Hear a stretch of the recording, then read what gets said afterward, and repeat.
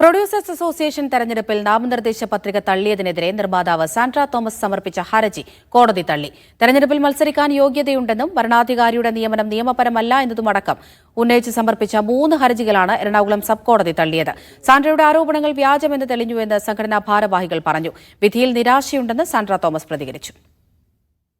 President, treasurer എന്നീ സ്ഥാനങ്ങളിലേക്കുള്ള നാമനിർദ്ദേശ പത്രിക തള്ളിയതിന് പിന്നാലെ 3 ഹർജികളായിരുന്നു നിർമ്മാതാവ് സാൻഡ്ര തോമസ് എറണാകുളം സബ് കോടതിയിൽ സമർപ്പിച്ചത്. പത്രിക തള്ളിയത് നിയമാനുസൃതമല്ല, വരണാധികാരിയുടെ നിയമനം നിയമവിരുദ്ധമാണ്, മറ്റൊരു വരണാധികാരിയെ കോടതി നിയമിക്കണം എന്നീ കാര്യങ്ങൾ ഉന്നയിച്ചായിരുന്നു ഹർജി. സംഘടനയുടെ ബൈലോയും മിനിറ്റ്സും അടക്കം പരിശോധിച്ച ശേഷമാണ് കോടതി സാന്ദ്രയുടെ ഹർജി തള്ളിയത്. സാന്ദ്ര ഉന്നയിച്ച കാര്യങ്ങൾ വ്യാജമാണെന്ന് തെളിഞ്ഞെന്നും ആരോപണങ്ങൾക്ക് പിന്നിൽ സാന്ദ്രയുടെ അസഹിഷ്ണുതയാണെന്നും സംഘടനാ ഭാരവാഹികൾ പ്രതികരിച്ചു. പ്രൊഡ്യൂസർ അസോസിയേഷനെതിരെ പരാതിയായിരുന്നു, വരണാധികാരിക്കെതിരെ പരാതിയായിരുന്നു, ബൈലോയ്ക്കെതിരെ പരാതിയായിരുന്നു. ഇനിയിപ്പോൾ കോടതിയും തെറ്റാണോ എന്ന് പറയുമെന്ന് അറിയത്തില്ല. ആൾക്കെന്തോ ഫ്രസ്ട്രേഷൻസ് വന്നതെന്ന് ഞങ്ങളുടെ ഒരു പൂർണ്ണ വിശ്വാസം. അല്ലെങ്കിൽ ഇങ്ങനെ എല്ലാവർക്കും എതിരെ തുറന്നടിച്ചിട്ട് ഇങ്ങനെ പറയേണ്ട ഒരു കാര്യമുള്ള കേസല്ലല്ലോ. ഹർജി തള്ളിയതിൽ നിരാശയുണ്ടെന്നും നിയമോപദേശത്തിന് ശേഷം കൂടുതൽ നടപടികളിലേക്ക് കടക്കുമെന്നും സാൻഡ്ര തോമസ് പ്രതികരിച്ചു.